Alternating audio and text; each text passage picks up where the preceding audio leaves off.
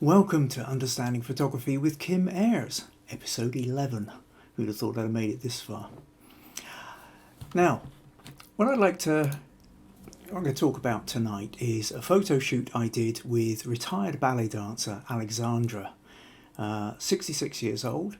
We created some quite amazing photos.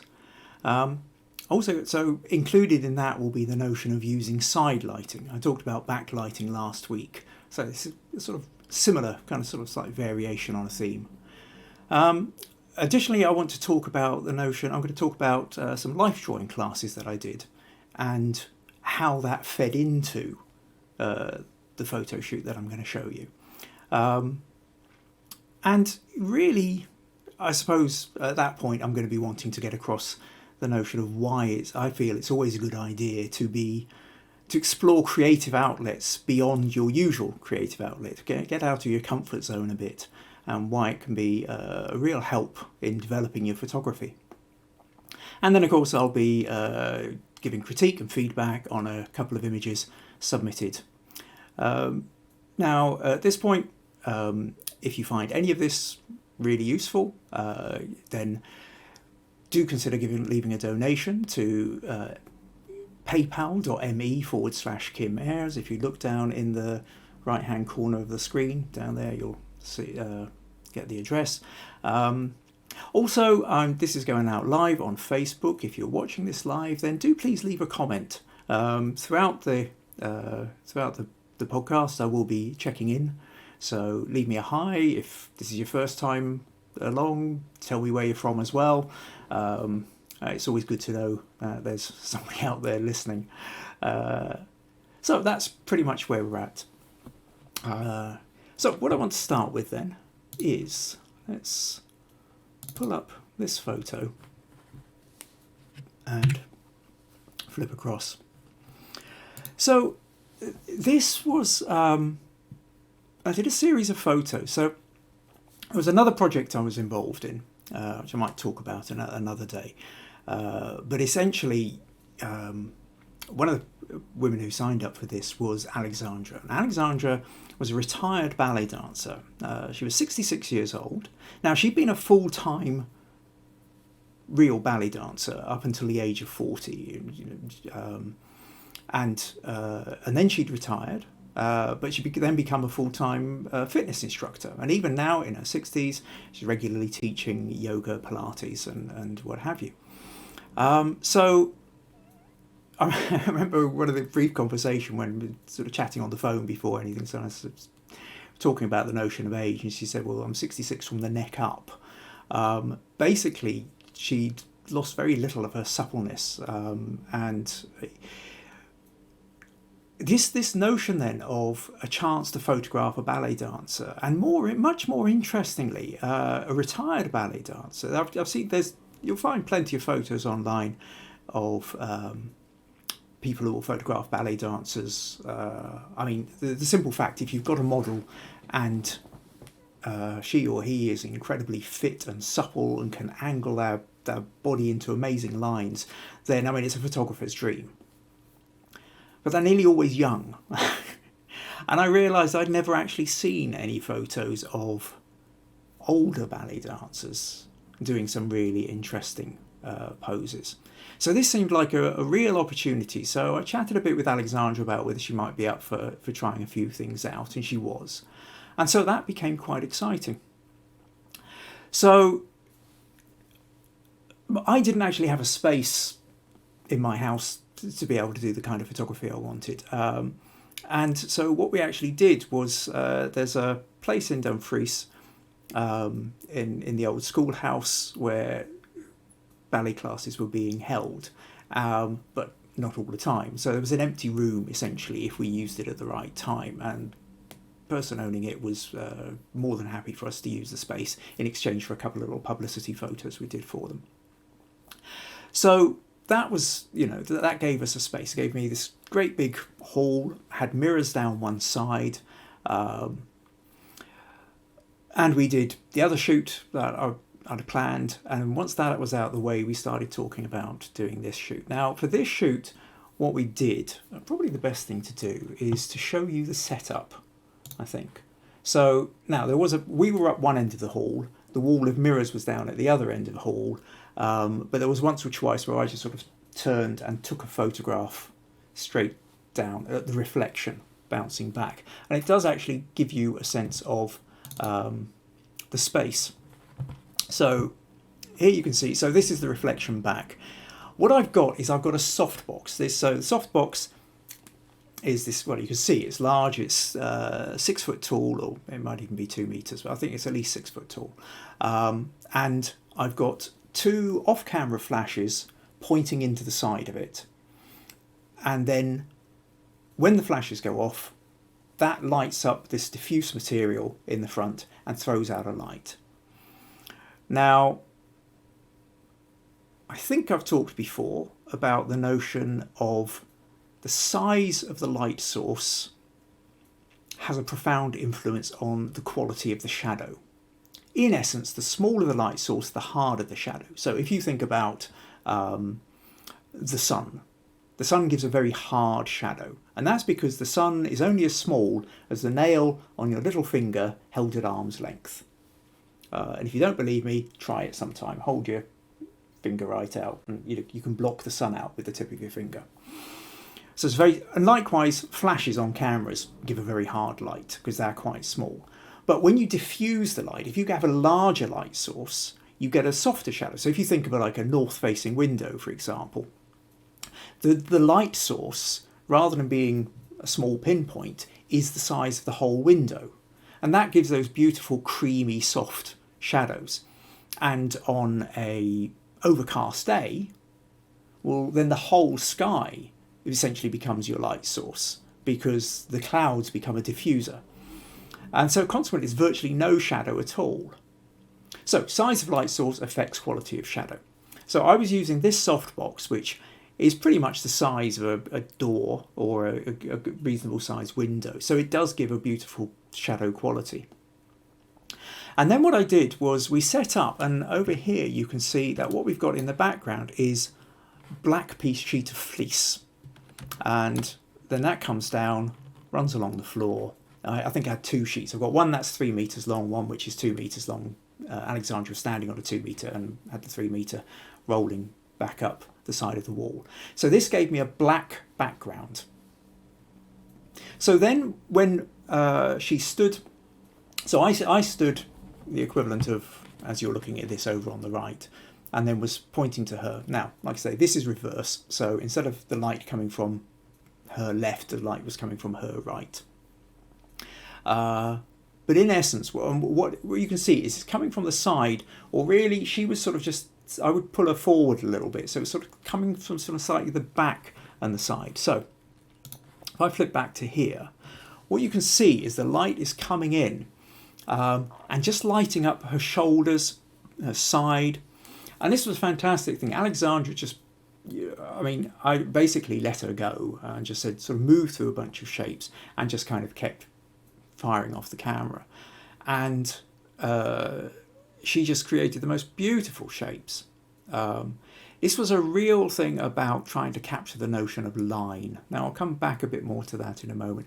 But in terms of the softness of the shadow, I want to show you, if we sort of zoom in a bit here, you know, you've got, whilst it is, you know, quite a stark black and white, there are softnesses within where it changes, and you're getting that sense of the flesh and the skin.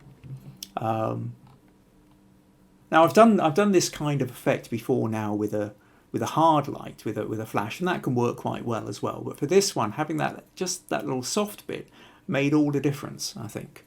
So let me show you a couple of others that I took also in this one.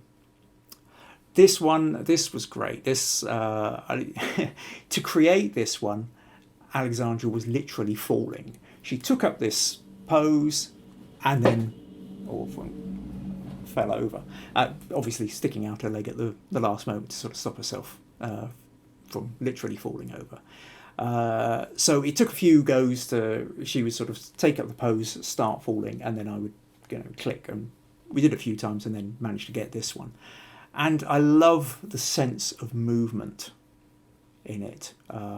It's just really beautifully caught. I suppose I ought to address, actually, there will be one or two people who might have noticed that these are nude photos. However, what I will also say, and one or two people might have noticed, is the nipples have been erased to keep to Facebook and YouTube standards.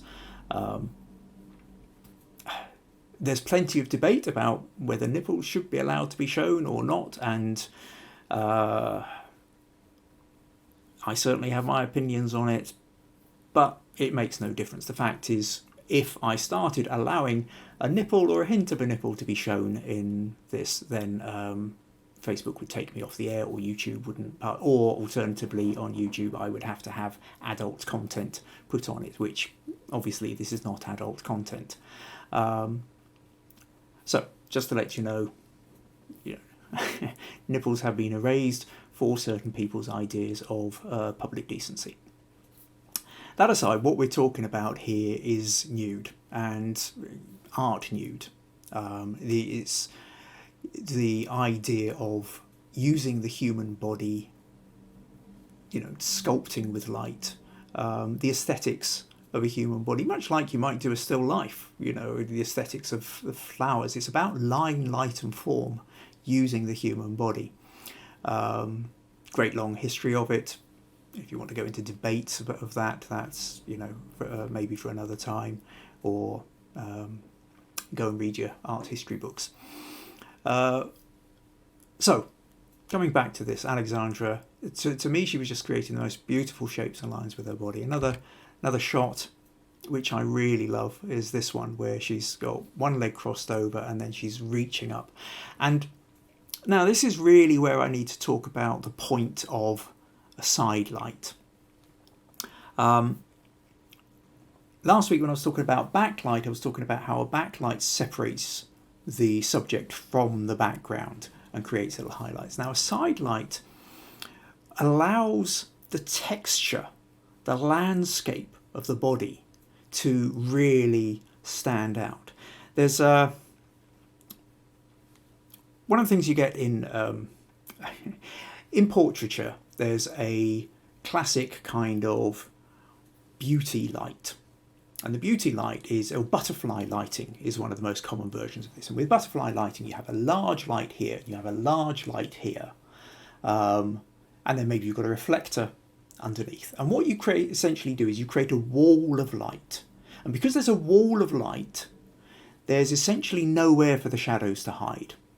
And because there's nowhere for the shadows to hide, all the wrinkles seem to disappear a bit, or certainly reduce.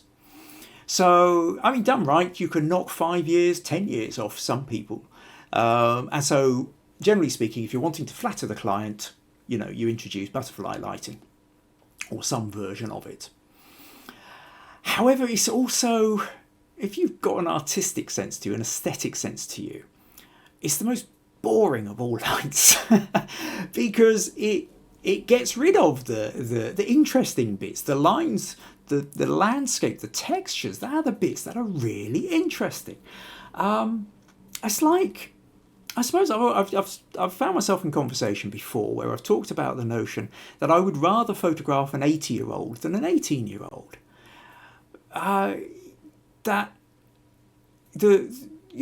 Everybody loves the picture of the kind of 80-year-old Romanian peasant woman, or that kind, or probably except the 80-year-old Romanian who really wishes that you'd got her on a better day. But there's that notion of life in the face, and the texture and the story that comes out of texture, which a blandness, smooth skin doesn't yet capture. Obviously, it's a different kind of aesthetic if you're going for a young body, but for me, the older the life lived is always more interesting. But then, so to be able to contrast that notion of having a ballet dancer who's lithe and supple and can create these incredible shapes with her body, but at the same time have the life lived, was a wonderful opportunity. Now, coming back to the side light then. So the side light, when you light from the side, you accentuate all the landscape and the texture and the wrinkles. And so it makes it a much, much more interesting photo. I really do feel that. So if we take this, I mean, I remember I've had these ones blown up to A0. Was it A0 or A1? Big, anyway. And they appeared in an exhibition once, and some people weren't really sure quite what on earth do you do. You know, they understand their notion of fine art nude, but fine art nude of an older woman, that seemed a bit dodgy. And then I remember getting one comment about not being too keen on seeing ribs and things like that. And I suppose it just depends where the person's coming from. But for me, because we've got this side light coming in, you can see the wrinkles of the skin and you can see the bone structure underneath. And that's partly because of Alexandra. I mean, there's not an ounce. I mean, this is the ballet dancers, you know, that fit to the extreme. You know, not an ounce of excess anywhere.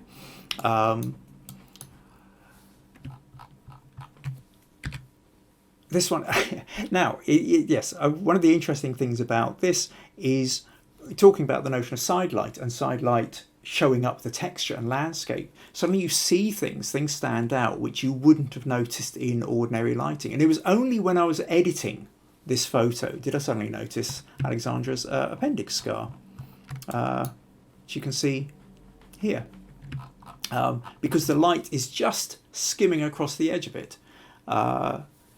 And I just thought that was absolutely wonderful. Again, that texture that you, sorry, where have we gone? You know, the texture in the neck and around the clavicles and what have you. This one I really love. It becomes almost abstract, and you've got repetition, the way the fingers kind of come down, but it echoes the ribs, and then you get echoes with the toes, creating shape again. And the way the light is coming, if the light was at any other angle, you wouldn't get these textures and landscapes that are happening. And then one which was completely different from the others because it was in landscape form. This one I love as well. There's something really animalistic, really, and I guess really where it comes from is the shoulder blades and the spine coming up through the arching of the back. So when I ended up with these photos, I mean, I was so delighted. I'd never done anything really like this or to this extent before. Now, just to give you an idea, of course, when you go click, it doesn't appear like this immediately in the camera. So what you're doing is you take a picture and you then darken down the shadows to the point whereby anything that's in shadow is black and only the highlights are left. What I will do now, actually, I'll show you from a completely different kind of photo how you can do that. So let's just close that for a moment. And what I'll do is I'll just show you with this picture I did of Luke. Now, Luke's a wonderful, this is Luke Fitch, he's a wonderful portrait artist, also the son of Douglas Fitch, potter, who is cropped up in pictures you might have seen in earlier episodes. Now, what I want to do with it, now, I spent the day with Luke talking, so we spent the day specifically talking about light and how light impacts what you're seeing. When he started out doing portraits, a lot of the portraits he just sort of did in a kind of ambient light, so there were no real shadows. He was going for likeness, and I got chatting with him. I'm talking about the notion of how shadow, I always feel, is where you get a lot of depth and emotion is in the shadows. This led to the idea of setting up a day where there's like a kind of mentoring scheme where I spent a day with him, talking to him about light. And at this point, we were in a room. There was a window off to one side. We're in a kind of slight attic room, and I was moving around him, photographing him from different angles, showing him how the light fell on his face. So what I want to show you with this one, so if the first thing we can do is just turn that to black and white. Okay, And then if what we do is I take, now there's two ways you can do this. I can do it with the levels or the curves. They're both pretty much of a muchness. But what I do, if it's with the levels, I take the slider on the left and I start bringing it down. And as I bring it down, the darks get darker, but the lights are staying at the same consistency. So if I bring that, say, down to there, and now what we have is it's become very black and white, almost kind of yin-yang. Similarly, if I do take the curves, if you've got your, over on the right here, you'll see the curves. If I sort of stick this somewhere around the middle and then drag it down, I can do that until the background just disappears. I mean, within this, I can, if I want, I can maybe lighten up the collar a little bit. Let's just keep that in on the inside, just to bring a little bit of extra texture into there if I wanted. Maybe a little bit. I want to pick up any extra highlights in the hair. Yeah, a little bit up there. Here I'm just for those, I'm using the dodge tool back on the back on a copied layer, which allows me to lighten up the midtones and bring a little bit more extra texture into here. But so what you can see here then is we've got that same kind of effect. Now, what I might also do for this is a bit more rule of thirds. Crop this in a bit, maybe something like that. If I do something like that, now I think that makes a more interesting crop. And for those who remember the notion of diagonals, we've now got these, got the lovely diagonal line coming up here, and then diagonals of his collar going up while his head is going at a counter diagonal. So it feels like there's quite a lot of energy in there, but it's very strong. It's very, very strong darks, with completely black darks and completely white highlight area. It's a very contrasty photo. But again, because it's a window light, it's not a hard cut-off where the light ends and the shadow begins. You have a gradient, you have a movement through it. So you notice here that it's not going from complete white to complete black. You are moving through tonal greys as well. So that's the kind of trick for doing that. So if we then go back to Alexandra, you can now see that that's how I did it. So with the black backcloth, shooting her straight on, but with the light to one side and slightly behind her, then created this lovely, beautiful soft light hitting the side of her, and then in Photoshop I brought down the curves afterwards. And then of course obviously a bit of touching up and moving about. So that's really what I wanted to talk to you specifically, show you those pictures.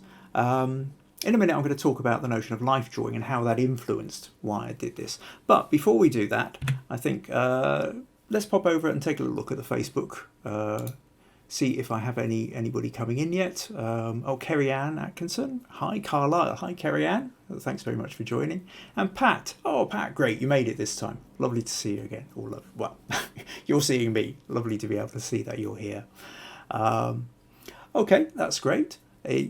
What I would if anybody else is watching, do feel free, leave a couple of comments. So now what I want to talk about is life drawing. Now, for those of you who saw my point on thumbnail sketches a few weeks ago, I think it was episode 7. Where were we? I think there was a... Yes, I'll just let me throw up that for a moment. You'll see here, this was a thumbnail sketch I was doing for the picture I took of my daughter in the garden, which then ended up on the front of Dumfries and Galloway Life magazine. If you didn't see it, go to YouTube, youtube.com/Kim Ayres. You can see it over here on the right, episode 7. Now, I bring that up to just show you drawing is not my strong point. Oddly enough, my father is an artist, my wife is an artist, I seem to have a lot of creative and brilliant artist friends. My ability with a pencil is not that great. So why on earth did I ever decide to do life drawing classes? The fact is, I strongly believe that you really want to get out of your comfort zone. There's a whole philosophy and a whole belief, and a whole understanding that creativity does not happen in the status quo. When things are repetitive, when things are ordinary, when things are going on the same way all the time, your brain carves pathways of expectation. If you walk down the same street every day, next time you walk down that street, you expect the street to look exactly the same. If you do things, you expect things to be a particular way. One of the difficulties, even with something like proofreading, is if you write proofreading your own work is very difficult, because you've written a sentence, you expect it to say something, so you don't actually notice when it doesn't. If you've repeated a word, or if there's spelling mistakes. Not always for all people. Certainly for me, I'm an appalling proofreader of my own work. But creativity doesn't happen when you're constantly repeating the same thing in that way or in the same circumstances, because your brain just falls into an expectation. And creativity, by its very nature, is difference. Creativity isn't repeating the same. Creativity is where something changes. Now, understanding that, then, how do we stop our own brains from falling into repetitive? I mean, the more we do something, the more familiar, maybe the better we get at it, but the more familiar it becomes, and the more likely we are to end up trapped in our own ways. There's you could talk to, there's a lot of photographers I've come across over the years, the more experienced photographers who, they started off hungry for the photography, out there every single day taking photo after photo after photo. And then you find them a few years later and they haven't picked up a camera for 3 months. And it's the feeling of they're not sure what to do anymore. They've kind of repeated, they've done the same thing, and their brain isn't allowing them to see things fresh again. This notion of seeing things fresh. So what you've got to do is throw yourself out of your comfort zone every now and again. Do something which just puts the fear of God into you, or whatever, obviously in as safe as way as you can. I'm not advocating, leaping out of planes without a parachute or anything. But on a creative level, there is another thing as well, which is we start doing our creative process. So I start doing photography, and at the beginning I get it wrong an awful lot. Well, I still get it a lot wrong, but I don't get it as wrong as often as I used to. But when you're starting out, you get it wrong all the time, and it's just desperate trying to get something right every now and again. And so you've got this, you kind of keep going, but after a while you just, once you've got it, once you start getting good, the problem is you start getting praise for getting good. And then you start feeling, well, now I've got a reputation for getting it good. And now how dare I risk the reputation? What if I do something and it goes wrong and I could ruin the reputation that I've built? And now it gets scary. And now it gets really scary to start advancing into, if you go down a route which is different, if I'm used to doing photography, but now I'm going to do life drawing, or I'm going to do sculpture, or I'm going to do willow weaving, I'm going to be crap at it. I'm just not going to be very good because I don't have the hours, months, years of practice at it. So it becomes scary again to feel that you might be judged again for not being very good, especially now that you've come to like getting judged for your successes, for the praise that you get for when things work. So it takes quite a leap of confidence or desperation. But you really got to allow yourself to get uncomfortable again, to go back to the beginning of something again. So there was an opportunity for doing, this is about 3 years before I did these photos of Alexandra that I've just shown you. There was an opportunity to do life drawing classes down in Kirkcudbright, town near where I live, with Margaret Milligan. Now these weren't instructional classes, as in you stand there, teacher comes round, tells you what to do, everybody draw a circle kind of thing. It was just a case of she set up, there was a room, there were easels, there were chairs, and a model was brought in each week, and then you drew, and it all painted, and it was entirely up to you how you drew, what you drew, how you interpreted it, what you wanted to do. There wasn't any instruction. It was just a place where you could have the opportunity to do it. So on the one hand, without the instruction, it takes a bit of the pressure off, because you haven't got anybody saying, oh, aren't you as good at, you're a slap on the back of the hand with a ruler saying, for God's sake, Ayres, you're not listening to me, do it properly. But at the same time, you are kind of left to your own devices. So, if you want to learn beyond doing, if you want to learn techniques, then you have to kind of go and look up the YouTube videos or read your books or watch instructional videos at a later in your own time as such. So I started off with I went along to the life drawing class. I thought it would be interesting to see how different it is to photography, and it was extraordinarily different to photography. I mean, you would think drawing is a two-dimensional medium. Photography is a two-dimensional medium. But that's where the similarity ends.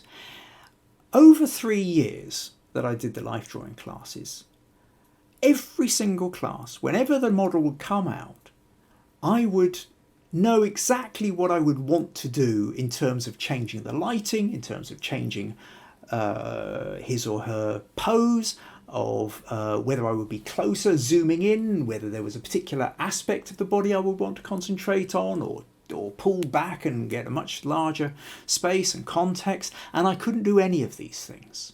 I was stuck from one position. Now, I could move, when there was a break, I could move my easel around to another part of the room if I wanted. Most people didn't. But you could draw from another angle, but you're at a fixed position. You can't go up and suddenly change the lighting. You can't go up and say, excuse me, can you shift this position, because somebody else placed her or him in that position for the duration of that session or section of the session. So you're limited in what you can do. So you have to work with what you've got in front of you. And then there's the world of difference between lining it up and going click and saying, oh, I'm not happy with that, move that, click. And then have to, as opposed to translating what you see through your eyes, down your arm, into a wrist, through a pencil, onto a piece of paper, and try and get everything proportional. And over those 3 years, there wasn't a single class where at some point I didn't want to run screaming from the room and never pick up a pencil again. But I kept forcing myself to go back to it. And sometimes it was really difficult. Sometimes it was easier. But I made a commitment to go to this class 2 hours every Wednesday evening, and I kept going back to it, and I started to improve. Let's show you a little bit of this was done on my first sitting. Right, so the very first class I went to, this particular drawing was probably the best that I did, and you can see it's really not up to much. It's very stilted. It's very struggling with proportions.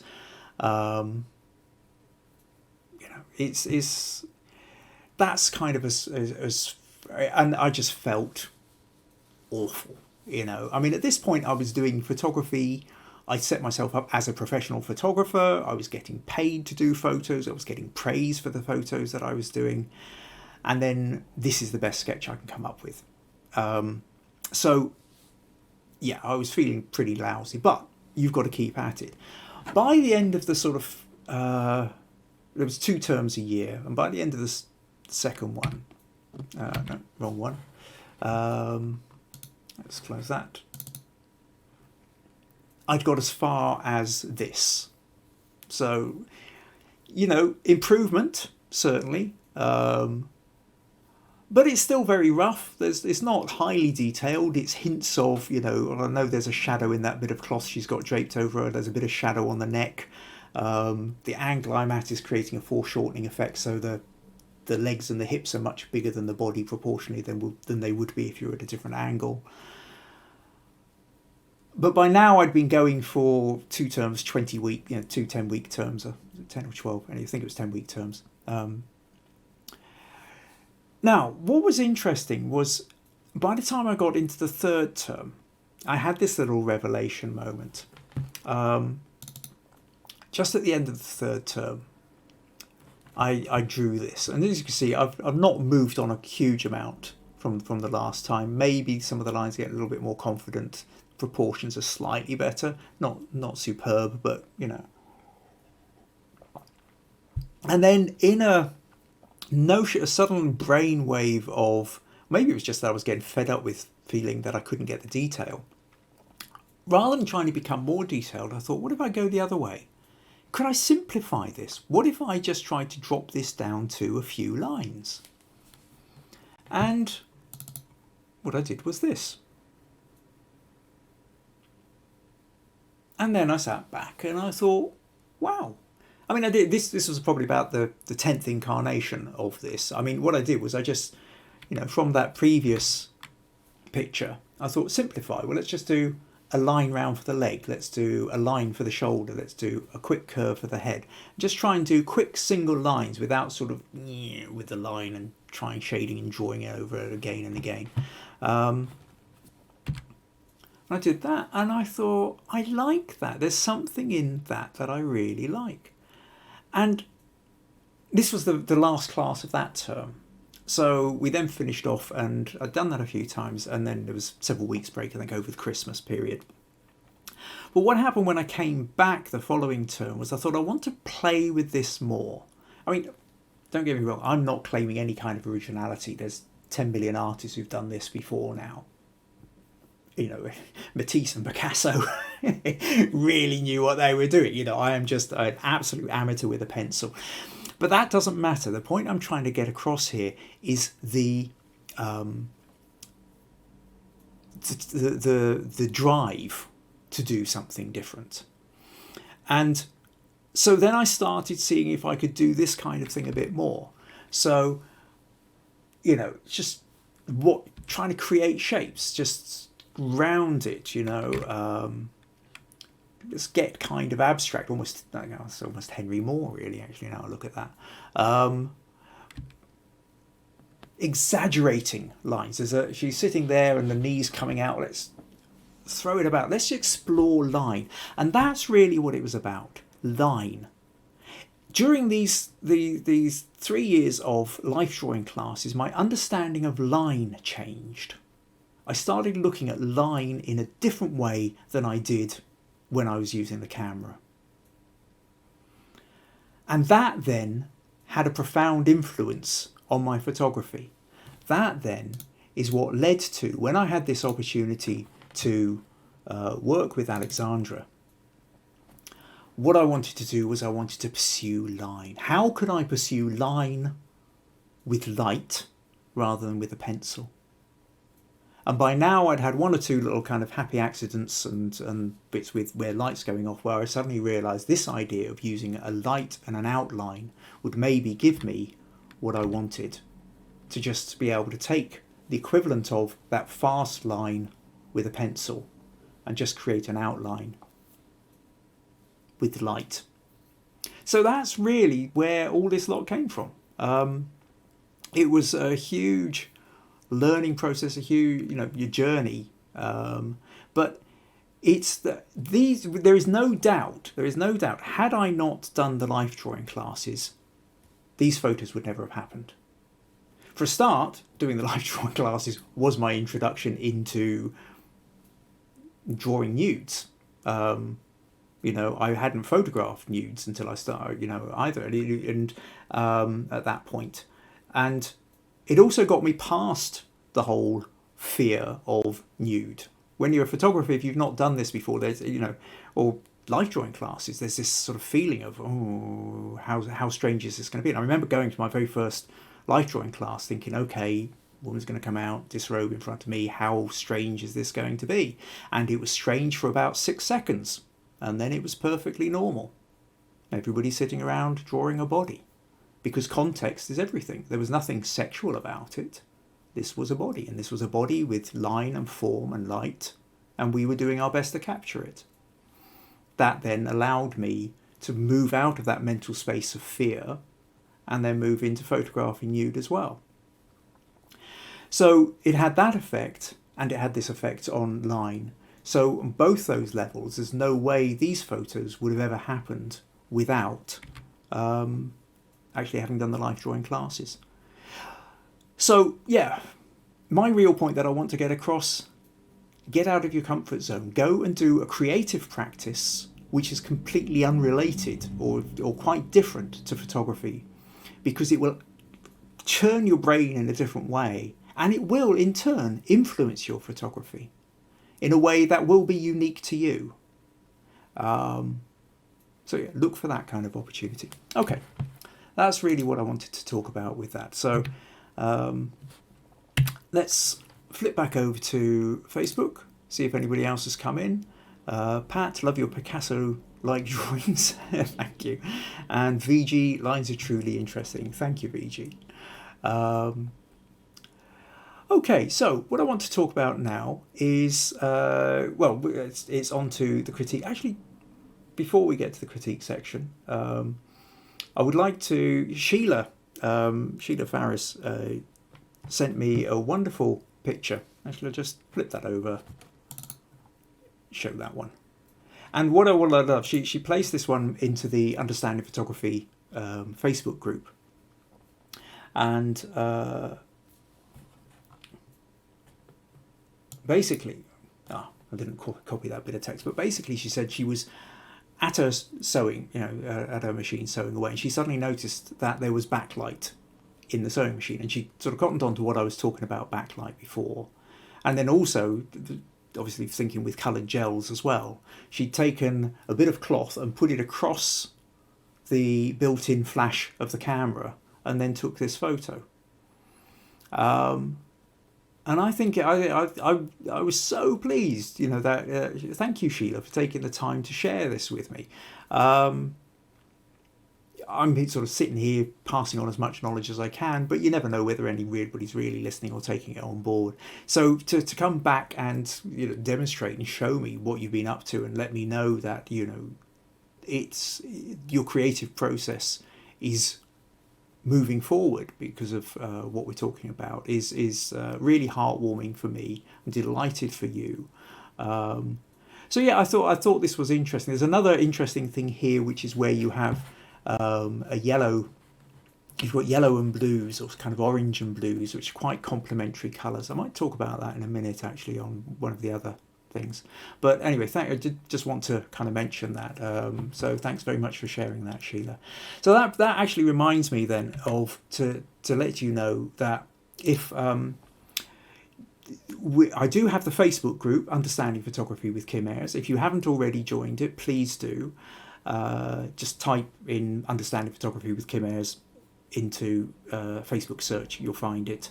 And then stick photos in for critique. If you would like me to kind of have a little run through, get some feedback on some photos, or ask questions about particular sticking points you are with photography, that's the whole point of this next section, is to help you get past the points where you feel you're kind of trying to get there, but an outside pair of eyes would really help at this point.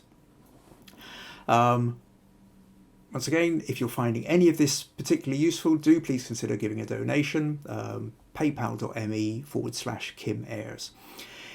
And also YouTube, I record all these, so if you don't get a chance to watch them all, or you're just dipping in and out, but you'd like to watch them at a later point, if you go to youtube.com/Kim Ayres, you can find all the back episodes, the other 10 that are there already, and please subscribe to the YouTube at that point as well, and click the little bell which says notifications, and that way you'll know when new ones come up. So on to critique, And what should we do here? Yes, I think I'll start with. Well, let's start with Sheila actually, because Sheila did send me another one. A few weeks ago, Sheila sent me a picture of a sheep shearing going on. We talked a little bit about that. And so she's since sent me this one in. The comment was, hi Kim, another attempt at photographing clipping to show what a difficult job it is. I think I've managed it better this time, but there are still more U's to clip. Any comments appreciated. So this, as opposed to the last one, this one's come in closer. And it's quite a strong image. You've clearly been in the editing process. It looks like it's been slightly desaturated so that you're playing and there's more contrast in the tones and the shadows, which brings out the texture of the wool, which is rather nice. You've got a bit of movement in the clippers down here, a little bit of blur. Now, unfortunately, this is a Facebook one, so it's only about 900 pixels high, so I can't go in and show you vast amounts of detail.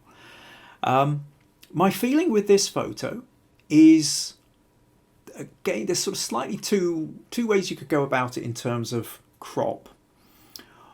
I do feel like it's quite tight in on the head and the shoulders, and if you came back and give it, you could either give it a little bit more room to breathe, and sort of so you get more of a sense of the man at work. Alternatively, what might be quite fun is to go in closer. So, here's where the action is. So if you were to sort of crop it like that, that then really gives you, this is where the real story is happening. We've still got wonderful texture over on the right of the sheep wool coming in and the matting. You can see the skin, you can see the hands at work. There's no doubt in what's going on here. So depending on whether you've got a zoom lens or whether you've got a reasonably high megapixel count on your camera so you can crop in and without losing too much, do consider the idea when doing this of go in, grab a bit of detail, because some of these shots can be really quite fun. Or, as I said, the other option is history. Go back to that, and the other option is to pull out a bit. But I would say something else again. I mean, one of the things I talked about with you last time, Sheila, was the notion of the diagonals, and the idea being that verticals and horizontals give you framework and structure and a solidity to a picture, but it's the diagonals which is where the movement happens, where the energy happens. Now, I'm in no doubt that sheep shearing is a highly energetic thing. I mean, I've only seen little clips of world's fastest sheep shearer things on TV, and that was a few years ago. But I would say the thing is with this one is the dominant, let's just grab a pencil tool here. The dominant line in this is this guy's arm coming straight down here. Let's flip that over to white. So you've got this really strong line coming down. That's the dominant line. So the dominant line, being a vertical, holds it in place. And of course, obviously, it's holding the sheep in place. But I feel it's not necessarily grabbing the energy. Now, this is going to be a very rough cut, but just what I want to show you here is, let's say I'll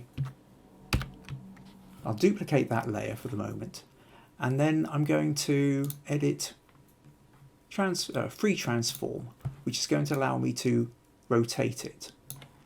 The reason I want to rotate it is because I just want to rotate this arm to show you what would happen if it essentially came in at a slightly different angle. Now, if I mask that, alt mask, that blocks off the original. But what I can do now, obviously very rough, but I'm just trying to give you a sense here.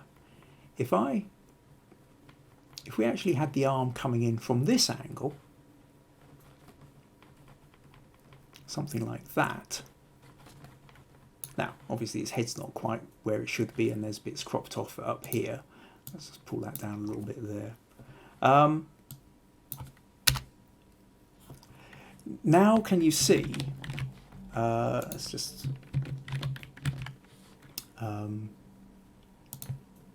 fill that in a little bit there, so that just, now what happens is the dominant line is the diagonal of the arm. And I think, personally, from a straight arm to a diagonal arm gives a lot more energy, or gives, you know, it gives that sense of movement, sort of power, dynamism adds a level to it. So whilst again, I mean, I mustn't mess around with Photoshop trying to get this. I'm only doing it as to give you to show you how the diagonal works. So I would imagine when you're there with the camera, you're probably firing off a lot of photos, and if you're not, you should be. You know, the wonderful thing about digital is you're not paying per print. You know, it's not like the old days of film whereby when you've got, for every extra 36 roll of film, you've got to pay more development charges. Stick it on high-speed burst if you've got it, or continuous shooting, and fire off little bursts of 5 or 6 shots at a time. Now, it is a bit of a machine gun approach, and there are some photographers who throw their hands up in horror at that kind of stuff. But the reality is, if you are shooting somebody who is moving about a lot and you are trying to get the chances of just, the problem is by the time you actually see the position you like and you've reacted and gone click, it's moved. So you have to learn to anticipate, and sometimes you just do a high-speed burst and pick the best one. I don't see anything wrong in that. Ultimately, what matters is, do you end up with a good photo? If you end up with a good photo, nobody else cares how you got it. The only people who actually really care are other photographers, either so they can try and get some kind of superiority because they think they would have done it another way, or because they want to learn how you did it. So in the end, most people go, they like the photo or they don't. Your job as a photographer is to understand why they might like it or not, and what you can do with your photos in order to make your photo more appealing.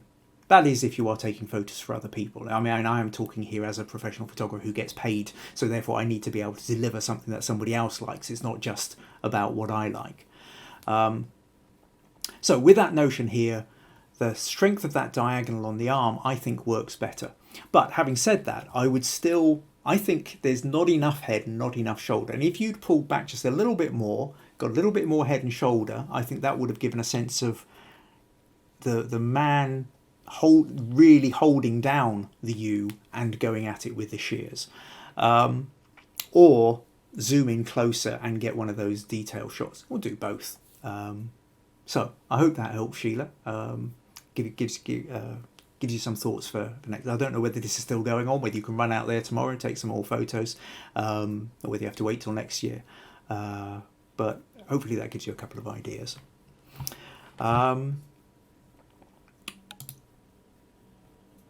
Okay, so next photo I want to look at is VG. So VG sent me this one, and with the comment, a photograph I took a couple of years ago, my niece and grandniece having a good time. When I've been a bit closer, they turned and looked at me, and I clicked. Please give me your inputs on the photo. I found the branches cradling the young girl. And she stared at me like frustrated and critical for spoiling the moment. I don't know. I see nothing wrong with the expressions. I like the fact that the wee girl is sort of staring. Who's that? You know, she's caught you clicking or seen you there, turned, looked straight into the camera. Very natural in the way small children are. The young woman, sort of slight kind of, oh, what's going on here then? But she's got a warm smile on her face. I think you're right. The branches cradling works really. I love the lines of the branches here. So, you know, again, if we go back to this curve, works really nicely. We've also got the curve here that runs down her hair, and then you do that, and young lass cradled in the middle.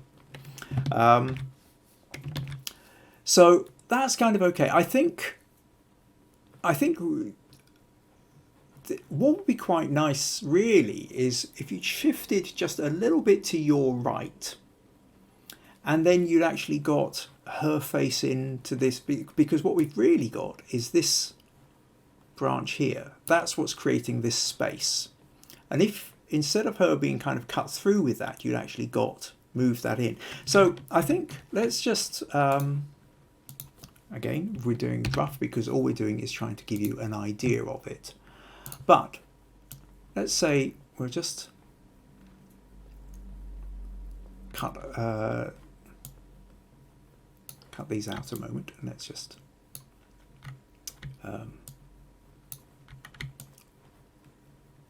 actually I'll just leave that branch. Let's take that over.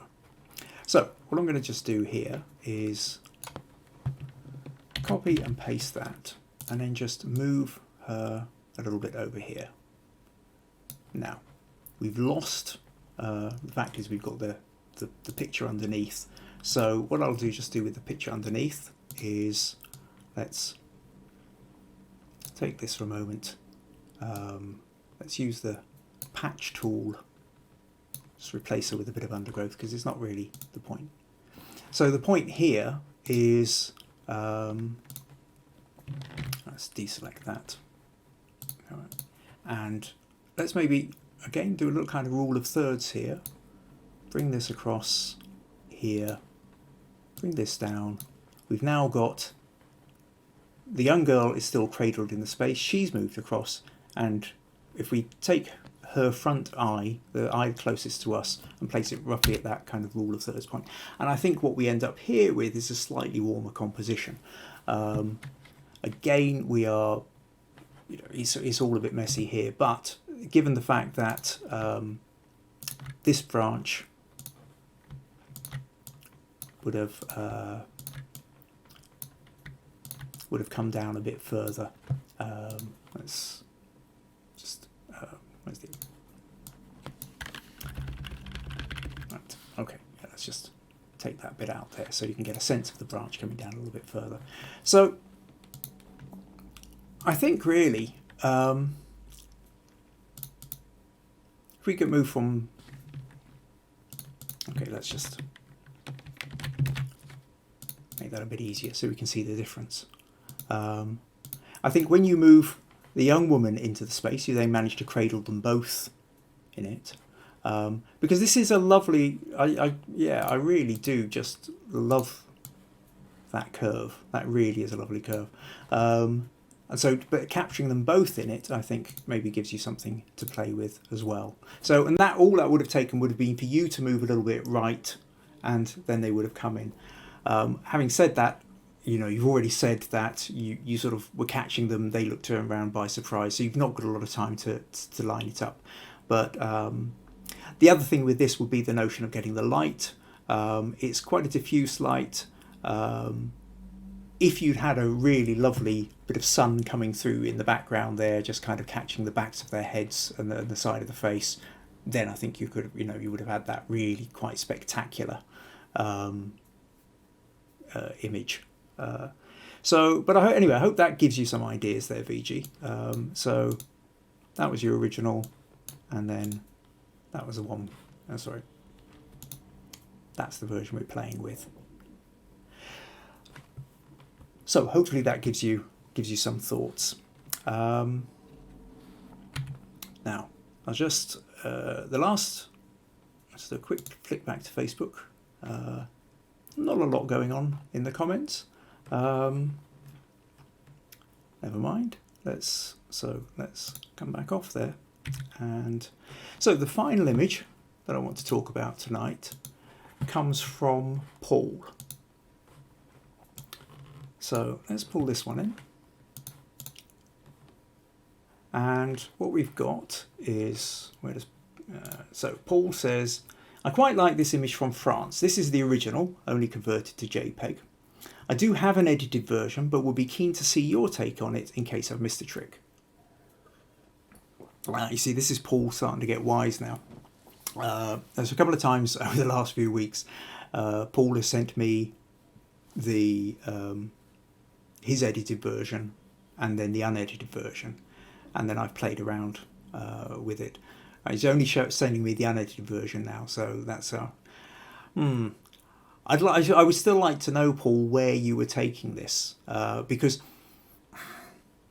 there's an important point here, I think, which is I talk a lot about the notion of the story with photography, right? And that two different people can have the same photo but want to pursue a different story out of it. So the story I might get out of this photo might not be the story you're trying to capture. So if I don't know what you're really aiming for, it's slightly more difficult for me to give you an idea of how to make it best work for the way you want to work it. Because ultimately that's what this critique section is about. This critique section isn't about me. It isn't about my ego. It isn't about me saying my version of your photo is better than your version of your photo. What this critique is about, or the whole point of these sessions is it's to help you improve the photography in the direction you want to go in. The more information you can give me about where you're trying to take it, the more I can help you with that. I can show you what I might do, but that's me playing around with. The reality is, if I was standing in the same spot, I might have taken a different photo than the one you're taking. It's one of those things that, getting a slight tangent, but I think it's still worth mentioning, is people often seem to think, oh well, you know, if I was standing there with your camera, I could have taken a photo as good as that or similar to that. And the reality is, if you were standing there with my camera, you would have taken a different photo. As you should. We're all chasing something slightly different, you know? The best example of this is, I remember a few years ago, I had a couple of friends. I've got a friend, you know, who's a landscape photographer and a friend who's a wildlife photographer. And we were talking about the fact that if the three of us, say we're down by the side of the loch, or the lake if you're not in Scotland, near sunset, with our cameras, the landscape photographer would be looking at the way the shadows were flipping across the side of the hill, the way the light was reflecting across on the water, the way the mountains in the distance were silhouetted against the sky or the sun. The wildlife photographer would be watching the birds swooping over the water, would be sort of going, oh, well, that's a lesser spotted this, or that's a black-headed that, or whatever it is. And I would be busy photographing the two of them, because it's people that interest me more than wildlife or landscapes. So depending on what you're interested in, depending on not just which genre you're drawn to, but your entire life's history of what makes you tick, you know, it's not just the case of you might be a portrait photographer and I'm a portrait photographer. You might support a different team than I do. In fact, you might support a different sport than I do. You're drawn to football, I'm drawn to snooker, or you're drawn to tennis and I'm drawn to, actually I'm not drawn to that many sports, which again makes me, you know, or TV programs. Are you into soap operas or are you into anime fan fiction? There's so many different influences that are going to have a sense of how you approach your visual art and your visual creativity. So fine, you can give me an unedited photo, but without telling me really what you want. So let's talk about this photo anyway, Paul. So the first thing that I think probably most people will notice is it feels tilted. Now it might not be. I think one of the problems we have here is the fact that the buildings are tilted. I mean, if you're using a wide angle lens and you've got it in portrait mode, that could be distorting a bit at the top and the bottom. But I suspect, given the old nature of the buildings, that they really are swelling out slightly in the middle and tilting back a bit at the top. But having said that, so where are the straight lines? Because the lines, it feels like it's tilted to the left. Your direction that way, my direction this way. So the first thing I will probably do is just turn it about that much. Let's maybe just pull this up a bit because we don't really want to lose any more height than we have to. And I think, actually, I'll do that again. But what I was trying to do is straighten that there. There we go. Pull that up and use content aware at the top just to fill in that little bit of space. And I think immediately that helps. The next thing we notice is that it's very bright up here. You've exposed for down into the shadows, and that's fine, but it does mean the highlights are looking a bit blown in there. So I want to bring the highlights down. And depending on whether you've got the raw file, what data rather you've still got in the raw file will make a difference as to how much you can pull that out. Now the thing is that there's a couple of different things where your eye is drawn here. Obviously, the main feature, what draws you to something like this, is this wonderful, long, narrow street and the high buildings. Because it's sloping downhill, the height of those buildings seem even more impressive, and it sort of narrows in. But what are we being drawn to? Yes, I think the real story here is the person walking down the street in the middle.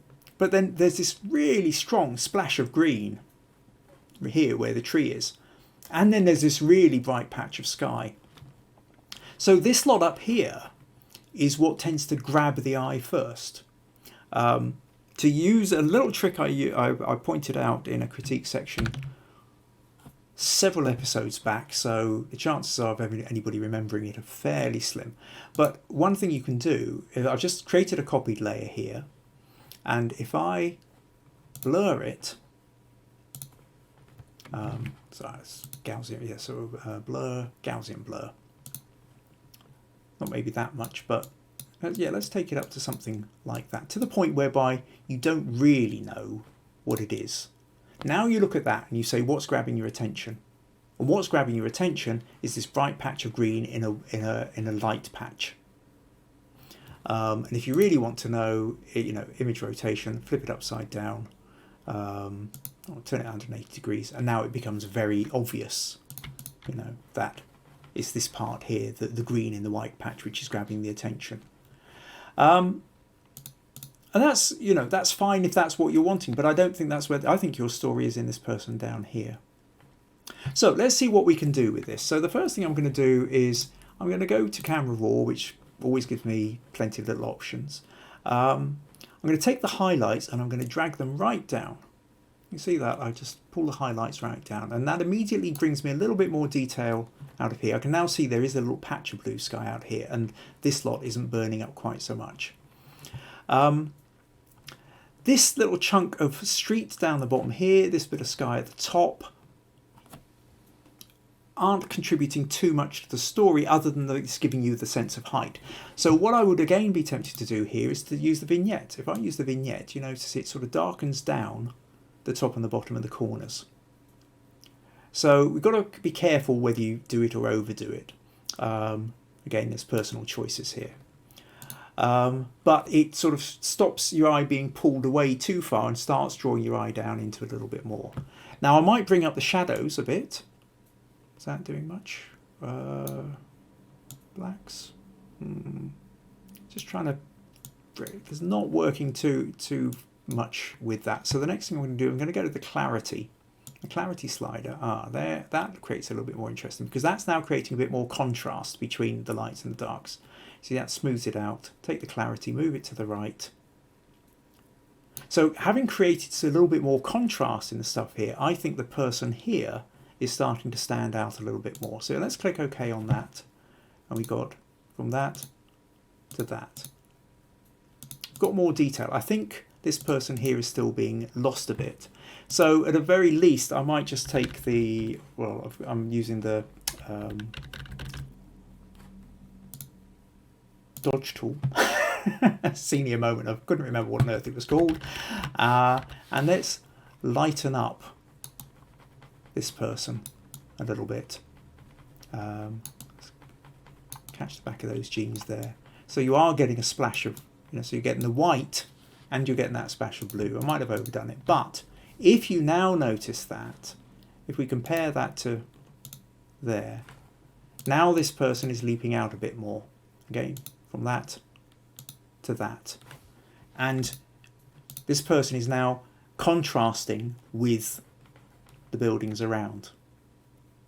So I think you're immediately onto something here.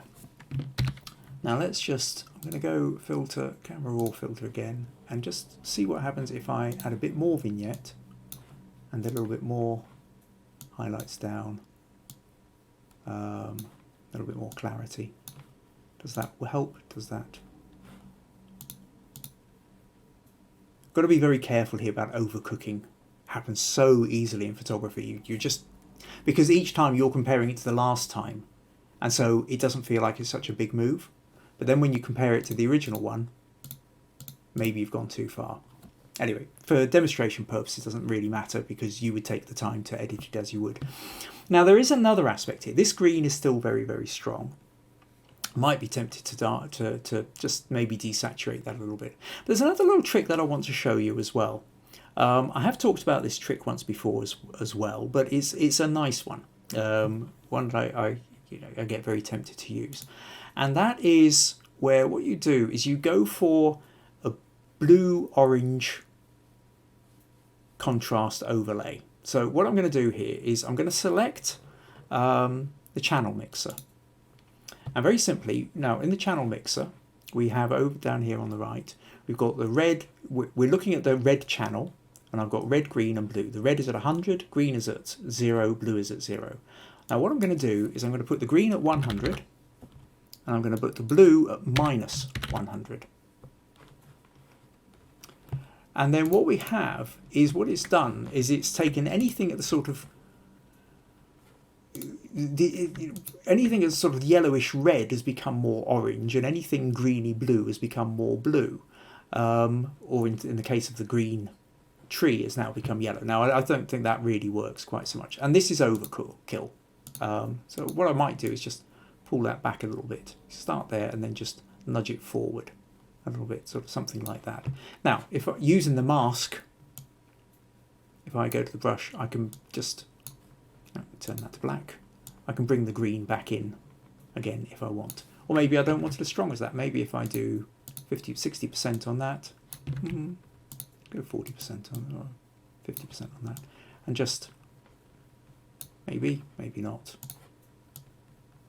Depends how you really want it. But the thing that I'm really trying to get here is that now we've got this, it's created a real warmth. It's created a contrast in warmth and cool. The orange, warmth of the orange, the cool of the blues, and the greys have become more blue, and these pale yellows have become more orange. So the rust becomes more vivid. Even the blue on this person's jacket of jeans becomes a little bit more blue than it was. The paving has a sort of slight bluey grey tint to it. And I think what it does is it gives much more of a kind of warm, sunny feel to it. But also by creating a little bit more colour in here, it allows this person to stand out a little bit more in the foreground as well. So I've done quite a lot to this. If we go back to the original,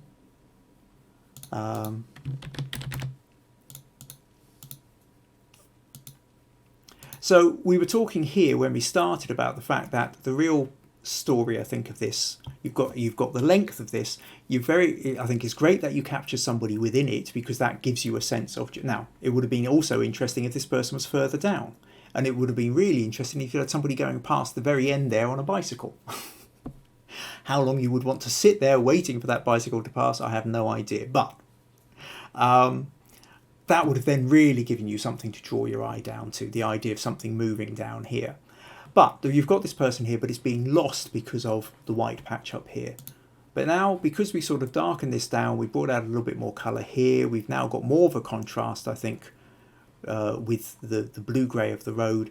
We've lightened up the person in the middle, and I think you can see them a bit more. I still feel that this tree is probably a bit too dominant, and you might be tempted to sort of desaturate it down a little bit, but you kind of also have to be careful of it no longer looking very natural at all. So this is probably a bit too overcooked for what it should be, but hopefully by exaggerating that, it's giving you a sense of what can be done. Now, hopefully also, Paul, during the week, you will be kind enough to post your version of it, because I would love to see how you've edited it. Or if you want to go back and re-edit it in the light of what I've said, show me that as well, because I do kind of feel like I was led blind into this one. So let me just flick back here, and what else have we got? Susie has come in and said, hi Kim, 5:30 a.m. in Tasmania. Oh, Susie, 5:30. Wow. I thought VG, VG's, you made it more fascinating. I get it now. Thank you. Thank you, VG. VG's in India, 5.5 hours ahead, but 5:30 in the morning, Susie. I am so impressed that you're up. Yeah, starting to get sleepy now. I'm not surprised. Go to bed. Watch this on catch up. Watch it on YouTube afterwards. I'm not recommending anybody should be staying up this late. Or this early to watch, but I greatly appreciate the dedication. The dedication, yeah, I'll give you extra brownie points for the dedication on that. So that's lovely. That's lovely. Thank you, Susie. That's pretty much where we're at the end of this week. Now next week I'm going to talk about the notion of the happy accident, and because that's one of these things where so often we go into photography with a very particular idea of what we want to get, and then something happens which is just brilliant. We never planned for it, we never expected it, and yet somehow that accidental photo ends up being the best one of the lot. Or else sometimes there's photos where we wrote it off at the time, it didn't seem to do anything.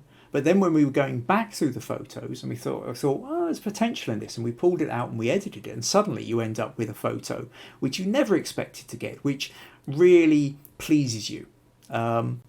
So the happy accident is a wonderful thing. All photographers are well aware of it.